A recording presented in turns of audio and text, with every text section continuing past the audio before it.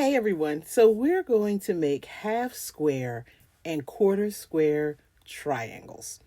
And so in order to do this, we're going to need two square pieces of fabric. Depending on your final size, depends on how big they're going to be. I'm starting with 6-inch square blocks. I'm going to face them right sides together and then draw a line diagonally from one corner to the other. I want to stitch 1/4 inch on both sides of that line.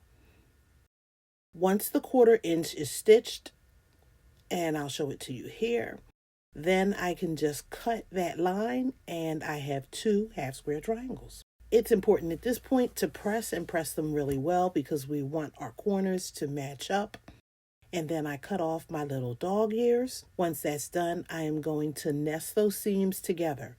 White to the red, red to the white, line everything up. This is where I take my time, use some pins to place everything in place so it doesn't mess up on me. And then I made a mistake and I cut before I stitched. And it was at that moment I went, oops. But that was okay because I could still sew them together as if they were just two different units rather than one unit stitching on either side.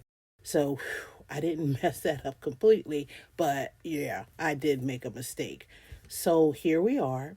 I pressed everything out, and these quarter square triangles, we can call them hourglasses, came out perfectly. So if you look right there in the center, see how everything lines up nice and neatly?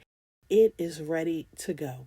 Now I did make these bigger than what I needed just so that I had a little bit of wiggle room. So now it's time to square up the block so that I can make them 4.5 inches because that's what I need in order to create the Ohio square quilt that I am trying to create. So I used my ruler and I squared it up, and here they are, my quarter square triangles.